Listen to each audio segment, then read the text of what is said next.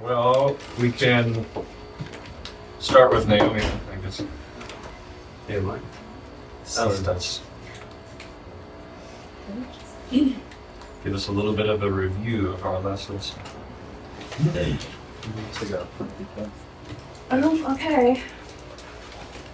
So a couple weeks ago we went over what it means to learn, and I believe you pronounce it right. Yeah. Learning. So learning to practice to, I like what it said too about the becoming that. And we also made the difference of learning and studying. So learning is like practical, so transforming oneself, and then study is theoretical, taking in information. So learning is the improvement of one person making a difference in the man and becoming better.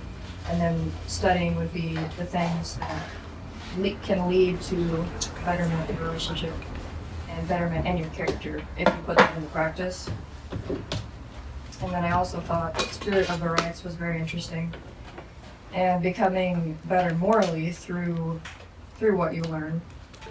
And I did a little extra study on becoming moral, and it means to align actions with a sense of duty and standard, focusing on the well-being of others, not just oneself. So learning can be obviously cultivating character, but it has to do a lot with more than just yourself. It's about cultivating others around you as well, and what you take in and what you learn. And hopefully you're doing that with the right heart and in the right things, learning the right things. But yeah. Thank you very much. Other sister? I didn't hear Naomi, so I'm gonna probably repeat us, but it's fine. That's fine. So we talked mostly about learning versus thinking and learning versus studying. And when it comes to learning, it means more like a practical wisdom, and it focuses more on the learner and improves the person. And studying is more theoretical and focuses on the subject. It's knowledge, but it doesn't make much of a difference in the person other than just knowing something. And with learning, you can come to know something and choose to apply it to yourself, and that's what it improves yourself. Although learning and thinking work together, connecting to what I just said, when you think about something, it has to be something that you can learn, because once you learn it, you can put it into practice. I think one thing you talk about is learning and thinking is better to be something you practice together, because if you're just thinking, you can't really improve yourself.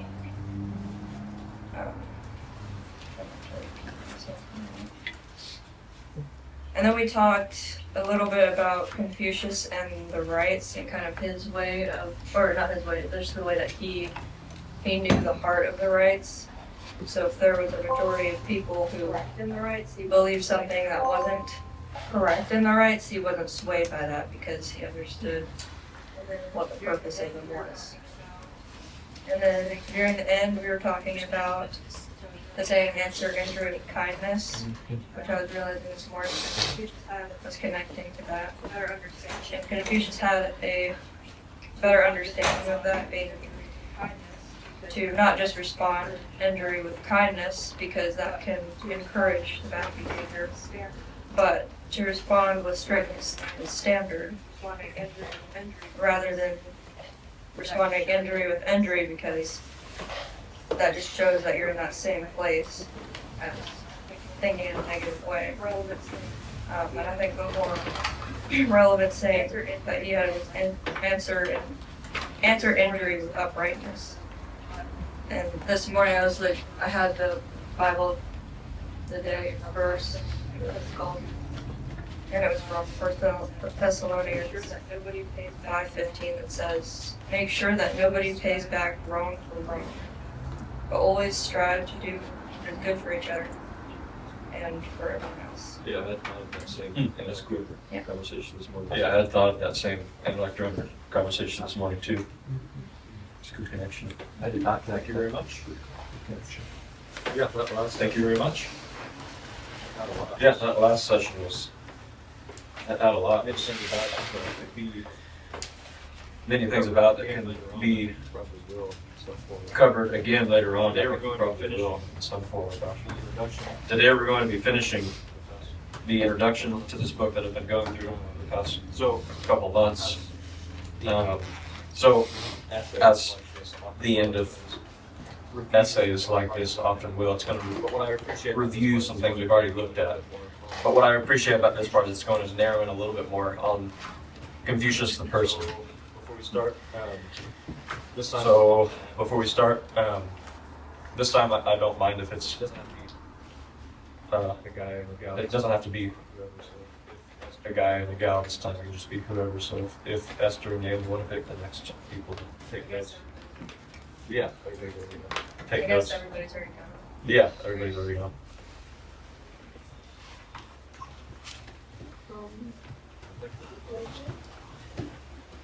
Don't think too hard. Okay. Don't pick me. Don't pick me. That would make a lot of sense. Okay. Oh, And don't forget that you are still. Okay. And don't forget that you are still, Still occupation. yeah, everybody's still taking notes, and I'd still like a picture because that's at the end of class. All right. All right, let's read. From these examples where Confucius examined From these examples where Confucius examined existing precepts critically, his general approach, we can glean something of his general approach to the problem of the rule and the principle. So those two different words, the rule and the in principle. Confucius' day, if one were to state In the Confucius's day, problem, it would be if natural one were to state the problems, of Li it would be natural to state it in terms of li, and Yi. or the rights, as we remember, and yi, or rightness. We have already touched on the relationship between the two We have already touched on the relationship between the two of acts in the context of the morality of acts and agents. Agents, if you remember, being the people that commit Now we those shall acts. take a closer look at this. Now we shall take a closer look The at this rights relationship. are a code of rules. The rights are a code of rules of behavior. Although as something handed down from antiquity Although as something handed down from antiquity, of the past, the rights from carried people great of the authority. past, Nevertheless, the rights carried great this authority. cannot Nevertheless, guarantee their right. this authority cannot guarantee their rightness. So just because they have some sense of So authority, just because passed down, they have some sense of authority as having been passed down that from authority is people not of the past, what determines that authority is not what determines their rightness. It's not simply based on that authority of it being from people of the past. Whether they are right or not depends on whether they measure up to the demands of rightness. Rightness, on the other hand, is the standard. Rightness, on the other which hand, all acts is the have standard in the last by resort. which all acts have, in the last resort, to be measured. Thus, there is an intimate relationship between Thus, there is an intimate relationship between li rights and yi, and rightness. the rights. Confucius' And rightness. critical examination of existing Confucius's critical examination of existing precepts subjection of rules is precisely the subjection of rules to the yardstick of rightness. But why should a rule which had But been why should a found right in rule the past which had been found right in the past fresh scrutiny? be subjected to fresh scrutiny? So people have already considered this rule Why are we still as conforming to rightness in the past. Why are we still having to look and make sure that it's in fact right at this time?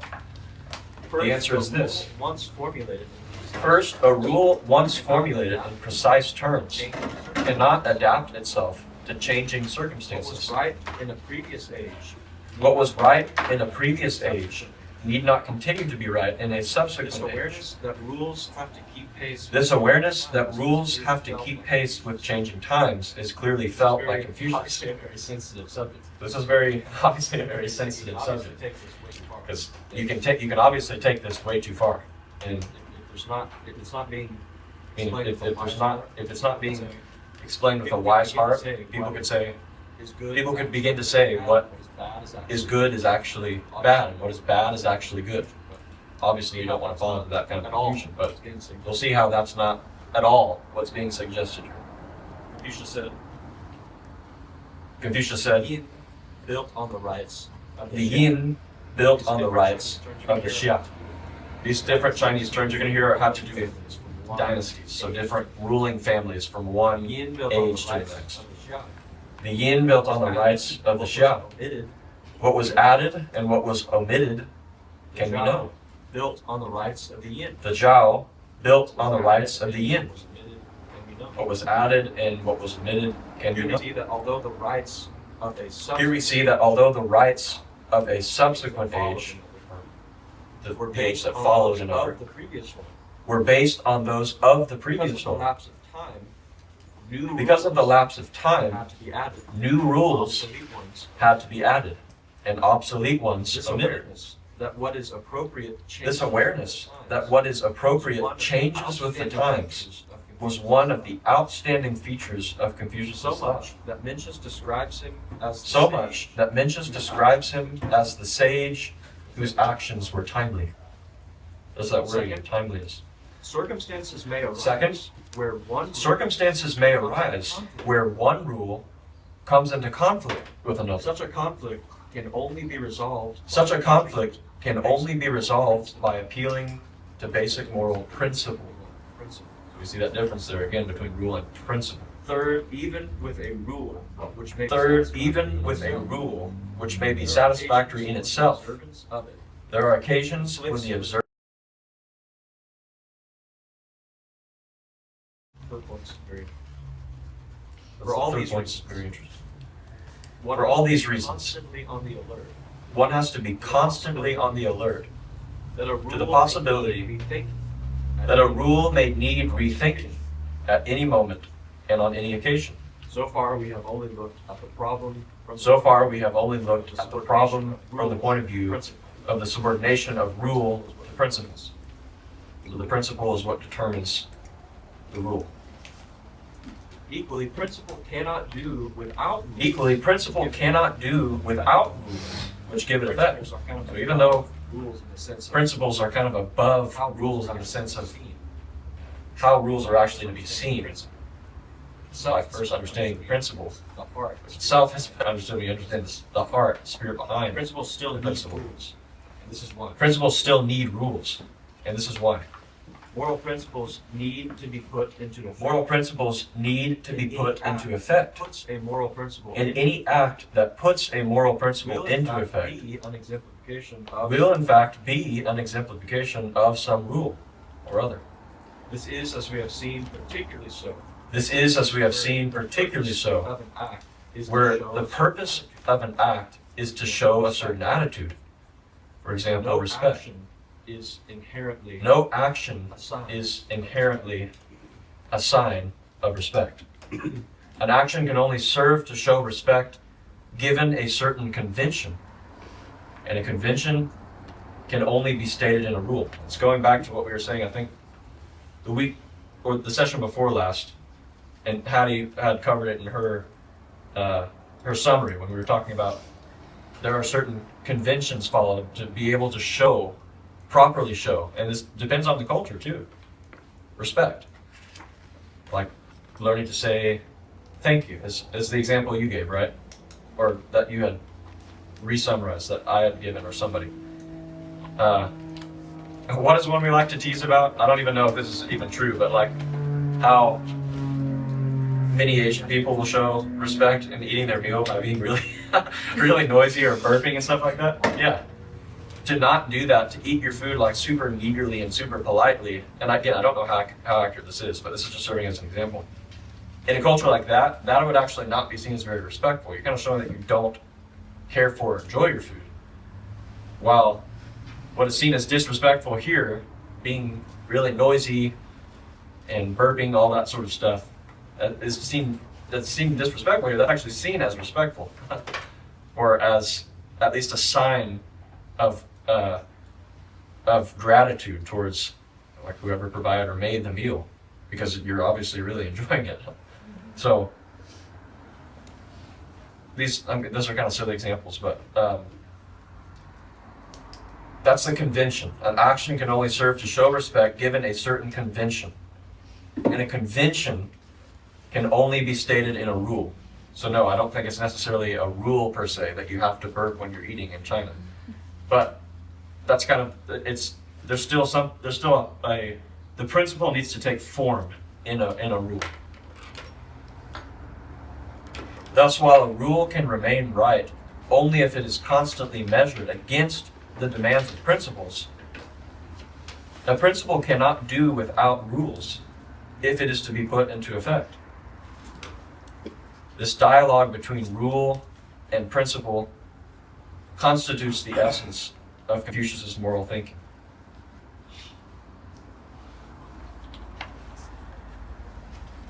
In this connection, Confucius' approach may have something to offer in the debate whether morals are objective or conventional.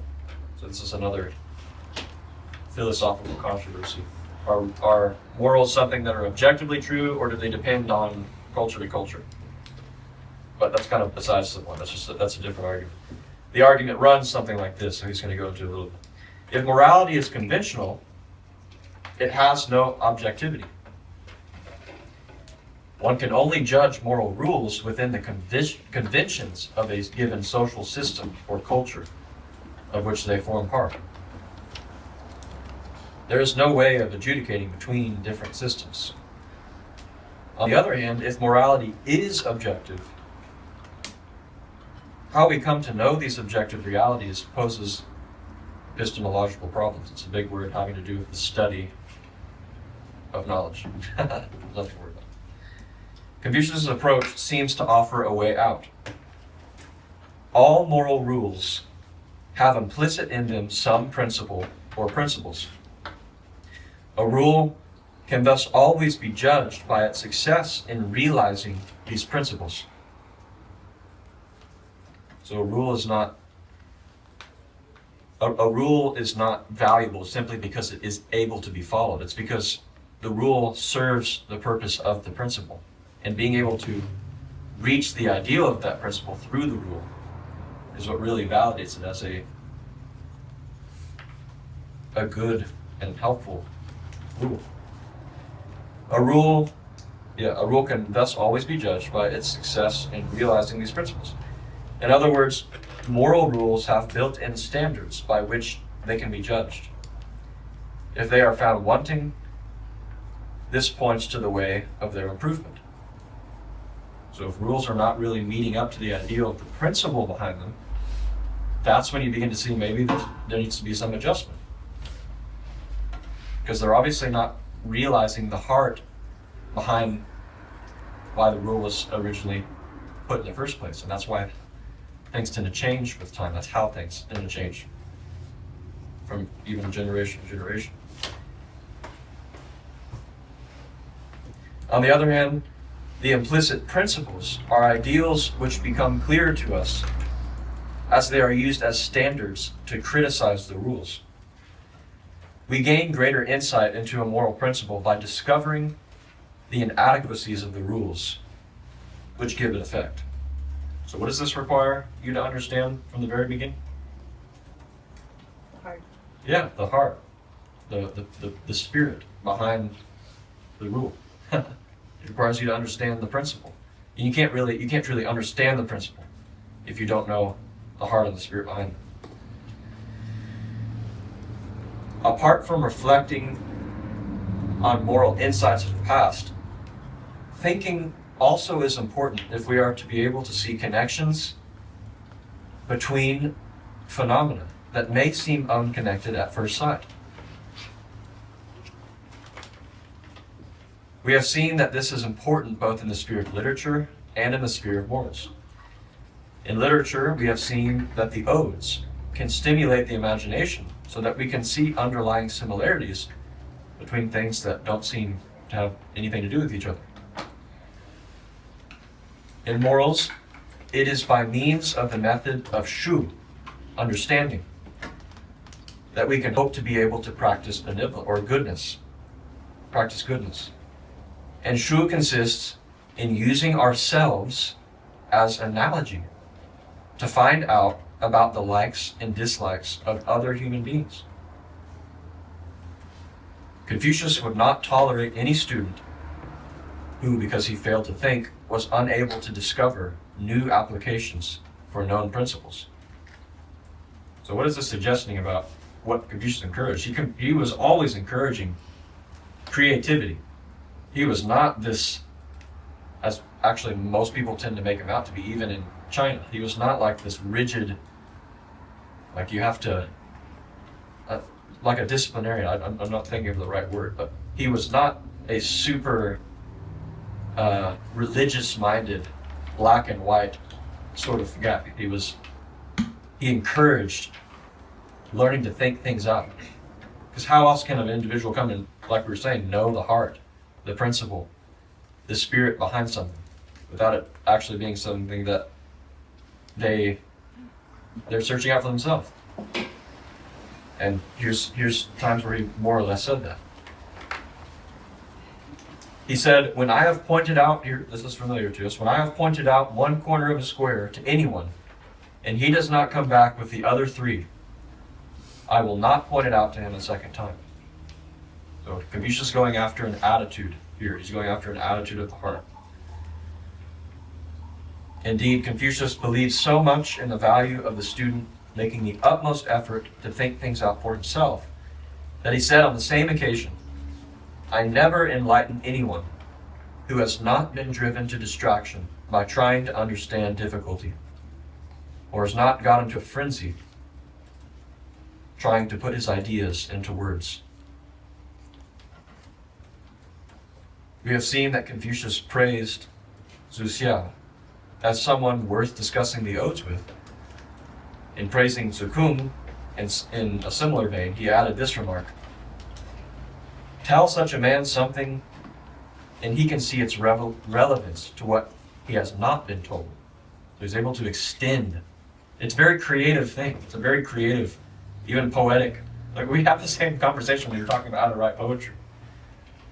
The very act of being able to express a deeper meaning through something that seems to have nothing to do with it, by using analogy, metaphor, or whatever, is actually practicing in a somewhat lesser sense, but in another way still very meaningful. It's practicing this creative ability.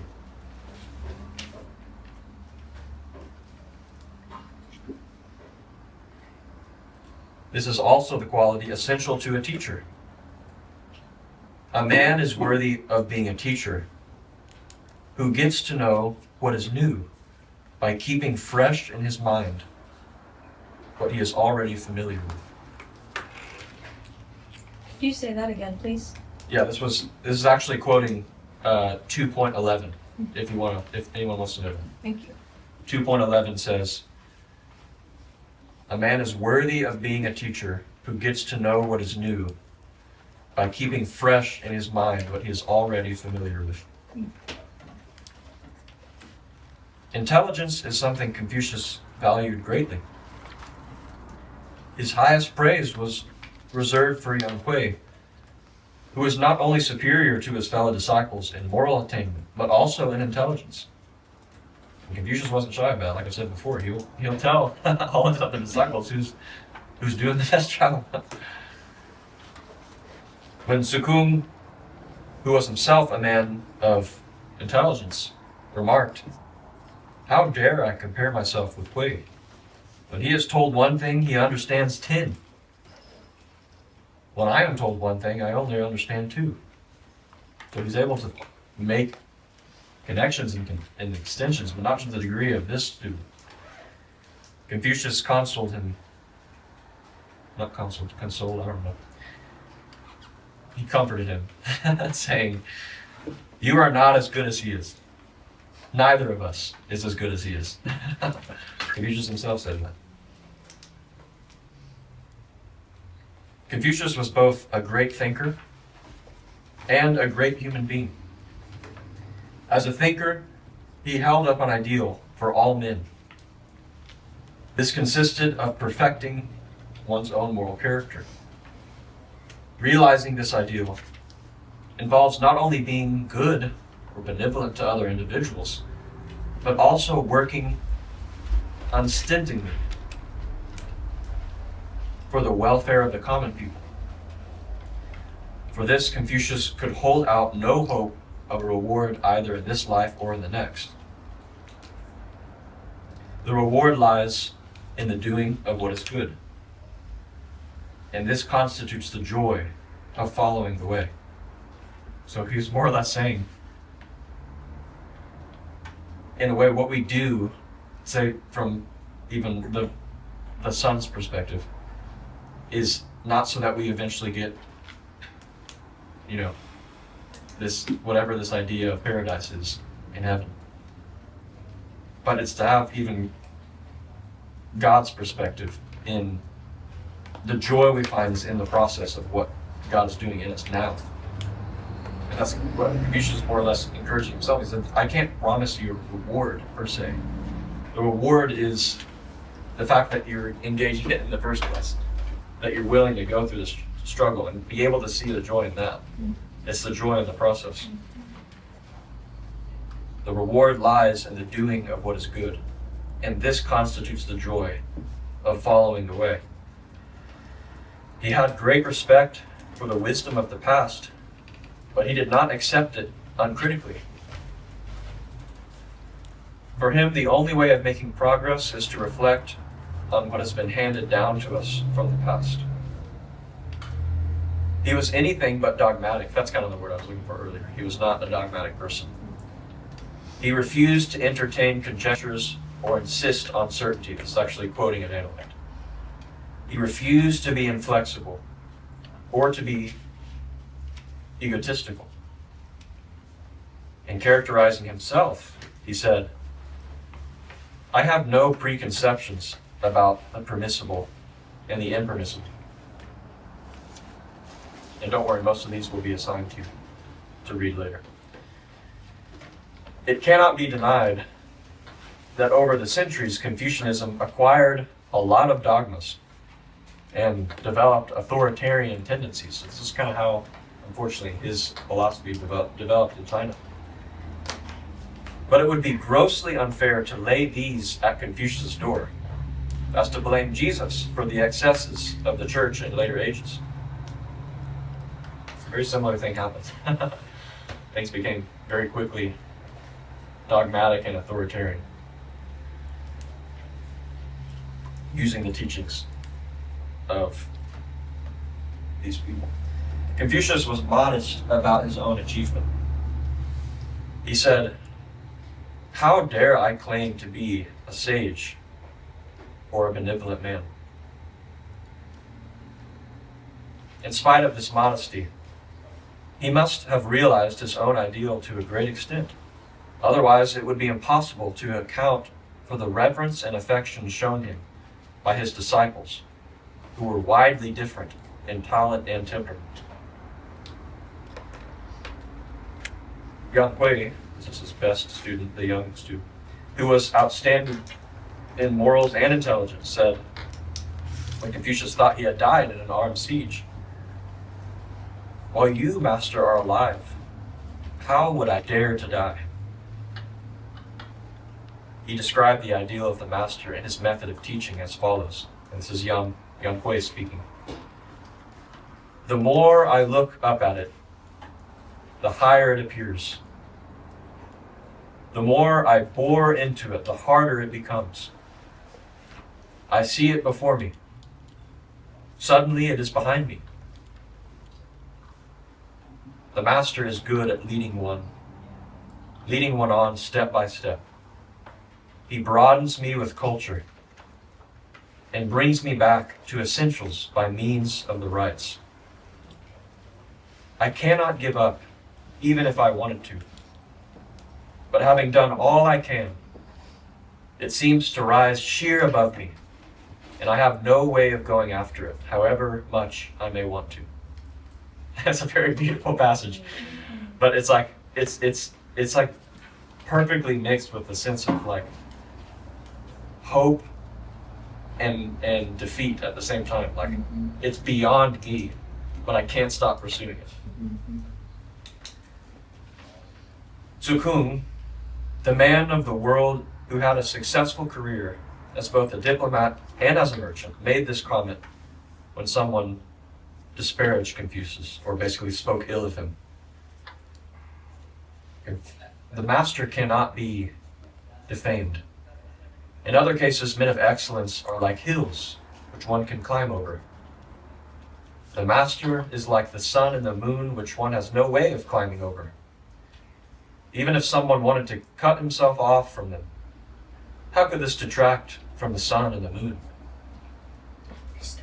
It would merely serve the more to show that he did not know his own measure. So obviously speaking very highly of Confucius.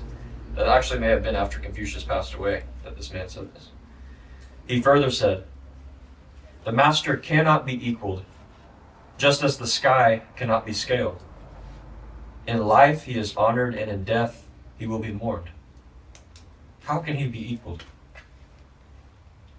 Sun Tzu, the disciple who took his moral responsibility so seriously, said, according to Mencius, this of Confucius. It's a very poetic description of the master. Washed by the river and the Han, bleached by the autumn sun. So immaculate was he that his whiteness could not be surpassed. So people, very high praise for Confucius. Mencius himself echoed this sentiment when he said, ever since man came into this world, there has never been one greater than Confucius. But obviously, there were men that maybe he wasn't aware of, but yeah. Maybe at that point in time. But interestingly enough, this statement was made actually before Jesus I was as going well. to say, so before that. Yeah. For his part, Confucius never claimed to be either superior in intelligence or in moral qualities. In fact, he said, I was not born with knowledge, but being fond of antiquity or the past, I am quick to see it. Knowledge is. He also said, in a hamlet of 10 households, there are bound to be those who are my equal in doing their best for others and in being trustworthy in what they say. But they are unlikely to be as eager to learn as I am. He was using the example of the love of learning regarding himself. He says, well, yeah, you probably find plenty of people that are, in many moral ways, just as good as me, if not better. But I think I am outstanding in my desire to be able to learn, to continue learning, to never stop learning, to learn from everything. He was willing to admit that he was very skilled at that. In both sayings, all he would claim was his eagerness to learn. This was matched only by his eagerness to teach. He said, quietly to store up knowledge in my mind, to learn without flagging, to teach without growing weary. These present me with no difficulties. Again, in denying he was a sage, he said, perhaps it might be said of me that I learn without flagging and teach without growing weary. As a teacher, he was capable of both criticizing his disciples with firmness, as well as speaking to them in jest. When Sai Guo took a nap in the daytime, Confucius said, a piece of rotten wood cannot be carved, nor can a wall of dried dung be traveled. So it was a bit of a jab. Again, when the same disciple doubted the wisdom of the 3-year mourning period, which, by the way, was a practice in ancient China at that time where if your parents passed away, you would mourn for 3 years. There were specific ways that you did that. And there was a disciple that was basically speaking against that practice. And Confucius said, "How unfeeling you is. Was you not given 3 years' love by his parents?" On the occasion, Confucius went to Wu Cheng and found Zu Yu teaching the people music. He poked fun at him, saying, "Surely you don't need to use an ox knife to kill a chicken." Then Zu Yu took this seriously and started defending his action, and Confucius admitted that he was only joking. The predominant impression one gets of Confucius from the Analects is a man whose life was full of joy. When the governor of Shu asked Zulu what kind of man Confucius was, Zulu made no answer. Confucius' comment was, when he heard that his disciple didn't answer this person who asked him about him, Confucius said, "Why did you not simply say something to this effect? He is the sort of man who forgets to eat when he tries to solve a problem that has been driving him to distraction, and is so full of joy that he forgets his worries, and who does not notice the onset of old age." He describes this joy in more concrete terms when he said, "In the eating of coarse rice and the drinking of water, the using of one's elbow for a pillow, joy is to be found. Wealth and rank attained through immoral means have as much to do with me as passing clouds." There's no doubt that part of this joy came from the pursuit of the way, as we read earlier. Confucius said, "At 70, I followed my heart's desire without overstepping the line." But after a lifetime of moral cultivation, he found that what he desired naturally coincided with what was moral. That he should have experienced joy is understandable. But the joy was not confined to the moral side of his life. On the occasion when he was with a group of disciples, Confucius asked them to state what they would like to do. He just was sitting with his disciples and he said, "So, what do you guys hope to do one day?" And they all had like these super high, moral, lofty answers. But when they finished, Confucius showed that his sympathies were with Sun Shi. So this was one disciple. And this disciple had said, "In late spring, after the spring clothes have been newly made, I should like, with 5 or 6 adults and several boys, to go swimming in the river Yi and enjoy the breeze on the rain altar, and then go home chanting poetry." And Confucius had said, everybody had like these high moral, like lofty aspirations. And Confucius said, that's actually, I'm with that. I would want to do the same thing. Here's a man who indeed appreciated the joys of living. Anyone who has read the sayings of Confucius carefully and without prejudice will surely find it difficult to recognize the die-hard conservative and art-villain that he has sometimes been made out to be. Confucius is perhaps another instance of the proverbial prophet. So that wraps up the introduction. Let me assign you the reading this week.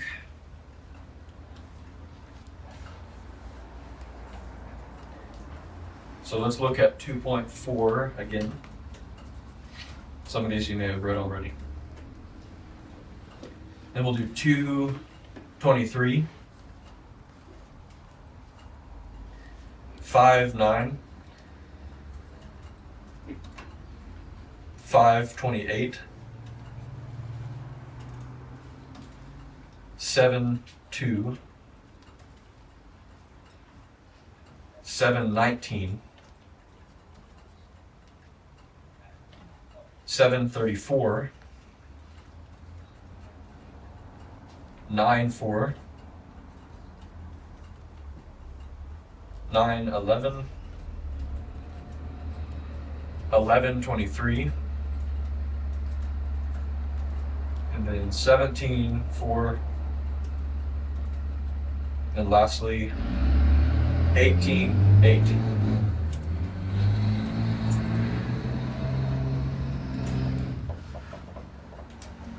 So, the last thing I wanted to do was, I have some ideas of going forward with this. And you guys can consider more this question, but I would really like to hear, at least in the remaining time we have, how you guys want to go forward in these things together. So what I'm really asking is what aspect of what we have covered, because we've covered different things. And I'm not, yeah, we can look at different specific subject matters together that we have covered. This would be a good point to, even as I'm talking, take a look back at your notes. But what would you be interested to continue to look at together, to read more about, to discuss more? And what we have covered. Because remember what I said from the beginning is that this everything we just covered was merely an introduction. I mean, that was what I read. It was just an introduction. So, I guess that's some thoughts. I actually think what we went over today was pretty interesting to me, and I would be curious personally to hear more on the difference between the rules versus principles, and how the principle is unchanging, but the rule changes depending on the era. I would love to hear more of that. I know that's related to the four rulers who, all being virtuous, made different decisions for the same circumstance at different times.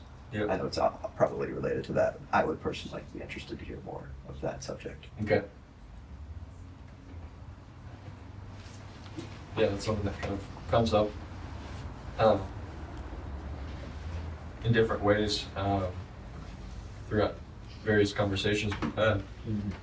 Yeah, that would be interesting to continue to look at. I'd be interested just for any of the analytes that are before book 9, not even necessarily like systematically going through them, but even if there's like a more natural way to go about it. Because I know when we started the time before this with Emmanuel, he picked it up at book 9. Oh, really?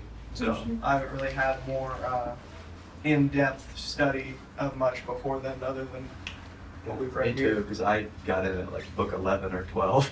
Yeah. So any of the like earlier analects that kind of could give more context or talk of different things that the later ones don't cover would be interesting to me. Okay. Yeah, that's a good suggestion. I've appreciated your assignments for that reason, because obviously the ones after I recognize, but I've never really touched the ones before that point. I joined you guys. Yeah. I think it'd be cool to go over the odes too. Oh, I really? was gonna suggest. Yeah, I have. I think it's the standard English translation is by Arthur Whaley. I have his copy, and I can, if you're interested, reach out to me. I can share you the link to get the book if you want. Yeah, study of the odes would be interesting. I don't know if I'd have to think a little more about that. What's hard about that is I'm sure there's a good like a course to be able to study them with the commentary that's been built up over the many ages, but most, if not all of that, is pretty much confined to the Chinese culture and language. Because even if there have been attempts to translate that and to bring it into the English language, there's, I'm sure, a lot lost in that because it's so dependent on the language. So, yeah. I was thinking maybe along with the odes of just like poetry in general, like going over maybe a certain author and how they write, I thought I really enjoyed our time when we had done that together, kind of like processing how different people write and different ways of writing. For sure. Yeah, we will most definitely continue to do writing projects, poetry together. That's not, I don't plan for that to go anywhere. I do like the slow pace that we're going at, though. I think that's probably important. Agreed. There are a couple texts that I'd like to approach. They're very short, and they were written a very short time after the Analects, or Confucius' time at least. One was written by Confucius' grandson.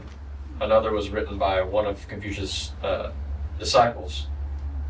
And the two in question are The Great Learning is the name of one, and then The Doctrine of the Mean is the second.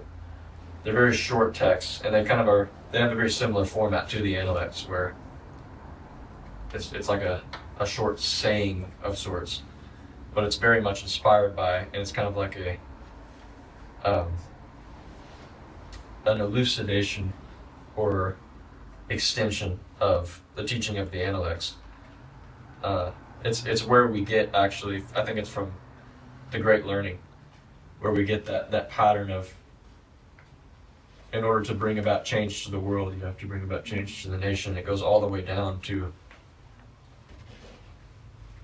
I guess what's translated by one is the investigation of things, learning to simply see properly and intelligently see the world around you and understand yourself, and then how it extends all the way up to change that can be brought about at a much wider scale.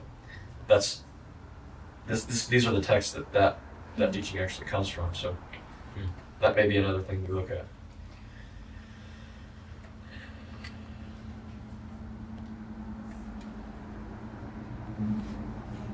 Anyone else that is not in our other Analects class? You guys know I like to product, because everyone else has, at least for the last year or two, if not more, been involved with the Analects. So I want to hear more of what y'all would like more from this teaching subject matter. I agree with what Isaac said. I think it would be cool to go back and start from the beginning. Yeah. Honestly, for me, things are just in general are still kind of hard to grasp. Sure. But I'm willing to like keep going on and like doing what we've been doing, or like going back to the beginning. For sure. I'm willing to do anything, but I don't have like a strong opinion. That's all right. Yeah. Yeah, I still feel like I'm in the stage where I'm taking it in, but I'm not really putting it into practice yet. So I'd love to see how, if we could go over, like, if we were to go over more of the points in detail, that if we could, like discuss how they could work in practical, like, I don't know, because some of them seem very practical and some of them don't. But I want to make the most of the way that I'm taking them in, because the best way to learn, as it has said in the Analects, is to put it into practice. But I don't feel like I'm doing that very well yet, because I'm not fully understanding them in personal application with my life yet. So I don't know how, like, in what direction that might take, but that's just kind of where my mind went, is how it could be more valuable for me is to learn how that applies directly to my own life. Again, well, maybe you're about to answer the question I'm about to ask, but who else thinks very similarly? Let's be honest. I don't necessarily, but because, and what I was going to Okay, add, sorry. Go ahead. No, what I was saying about that time that I really appreciate is that there's a lot of open conversation with that, and it's often when people are able to share testimony and ways that personally relates to them, Sure. that can more easily connect in my mind. Yeah, and we want to be careful too to not make it. I mean, yes, testimony absolutely is something we want to make room for, to bring these things to life, to make them relevant, right? But there is still a set way in which these things are to be understood and to be practiced. It's not. This is not in the same realm as something like poetry, for instance, where that's like up to your own your own feeling and interpretation of it. There is in some ways this is teaching you how to interpret things, yeah. But the point you brought up is something I would like all of us to very seriously consider and address in ourselves. Yes, about the intellects, but I mean about anything that we're learning together in a more focused and objective way. Is what is this doing to us? What are we doing differently as a result of it? And yes, there is a lot of trust and faith, in a sense, that you place in the outworking and process of those things. So very rarely are you going to be able to pinpoint every area in which you've incrementally grown as a result of one sentence that was said at one point in a class. You know what I'm saying? You're not going to be able to analyze that. But there are ways to more holistically observe your development. And that's, I mean, we were reading about the very thing. That's what Confucius encouraged his disciples to do, was to learn to think for themselves, to be able to apply that creative mind. And the creative mind is not an unwise mind, but the creative and discerning mind to one's development in character, morally, spiritually. That is what he's. This was kind of what I was sharing with you and some others, Hannah, when you had asked about it earlier. Is that's he's trying to gear your mind to think about that more. He's not just telling you what to think. There are some things. There are some whats. There are some specific things that you can begin with in terms of like a subject matter, a concept, or whatever. But those things are a means to begin to train your mind to consider things differently, to interpret things differently. And so it's not that you, I think you already know this, I'm probably repeating myself too much, but it's not that you are becoming intimately familiar with every concept as introduced by the intellects and how systematically put. You know, you're not familiarizing yourself with the odes, the ancient poetry, so that you're able to use those odes to convey meaning that, like we've discussed. It's not. That's totally besides the point. This is meant to open your mind to consider new things in a new way. And what that will do, the practical things you'll be able to see, the things that you will understand as having been changed in you, is you start having different kinds of conversations with people, for one. You start to think about yourself, even your own trajectory, your own path in life differently. Maybe you start thinking about it at all. Maybe that's not something that some of us ever even really think about. But I mean, we all know that most of us are right on the verge of entering into a season of life where it's not about our own story anymore. It's maybe we end up caring for other lives, living in a completely different household. These are realities. These are not just imaginations or dreams. And so, how are you going to start thinking about that? It's not just the fact that you are going to think about it. Yes, you are. Maybe you already are. And I mean, maybe you're not. Who knows? But there's an attitude of the heart to start to begin to consider those things. And you do have an influence over the attitude that your heart will eventually have regarding them. And that's what we're trying to begin to form and work on by considering such things, is how am I to be a good student of life? How can I learn from anything that I encounter, from any person that I encounter. How can I be a teacher? How can I be a good brother or sister? How can I be a parent? So that's the kind of thing that this is introducing. How can I be a good employer? How can I be a good employee?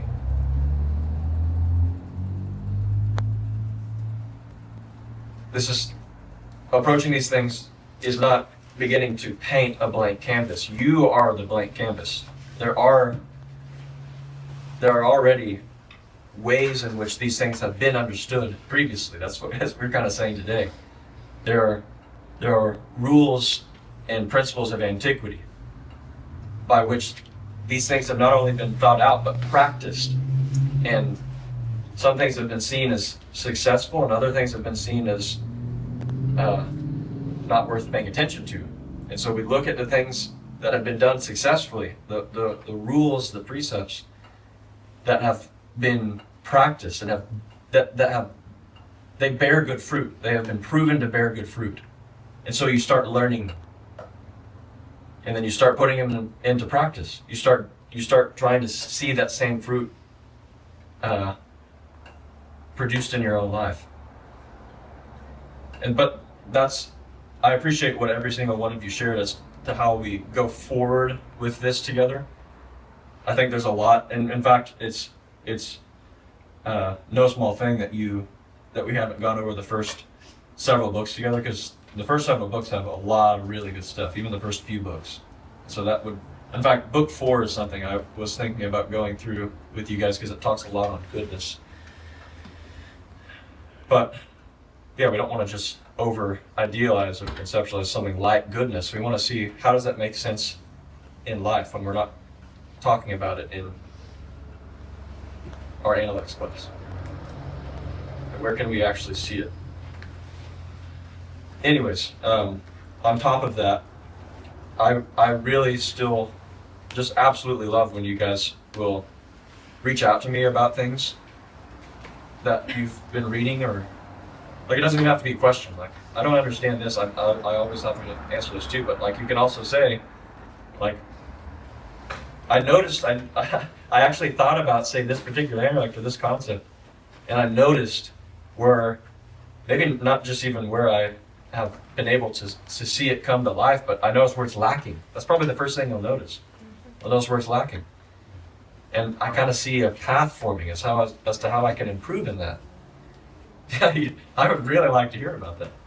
Like see the practical, like the proof that you've actually learned it, the proof that it's real to you, being able to hear something like that. And no, you don't just have to share it with me, even though I'd really, really like to hear it, but anyone else you know would encourage you in that, be themselves encouraged to hear it. That's what I, from the very beginning, really wanted to inspire you guys, and that door's always open. Anyways, we're going over a bit, the time of it here, so remember sending me your notes. And yeah, just a note on the poetry this week. What you guys have submitted so far has been like really, really good. So good job on that so far. I've been very impressed. In fact, I was like saying earlier, like it makes me like start to doubt my own poetic abilities now because I feel like I can't. That's how I feel. Write. Yeah, I can't write the way I used to, or maybe I never really. But I was going to say also that it may not be something that we go through in the same way we did with the previous, like I don't know if we're going to read through every single person's, but we will, I think we'll still have set apart poetry times where those of you who want to share or read your poem in class can do so. In fact, if you really, really would like to, reach out to me beforehand. We can start setting up a time to start doing that together. I guess we have a little more time to play around with, probably. Yes. Yeah, it's all due this Wednesday. You mean during our classes? Yeah. Oh, yes. Yeah, you're right. Yep. I was considering it as well. I don't know if it's something anybody else would be interested in. But if it actually is an extended hiatus for Tim's time, we could actually just have a class dedicated to poetry so that it doesn't conflict with the Chinese. We'll see. topic. Yeah, I'll talk with the others about it. All right, that's it. Enjoy Let's it. done.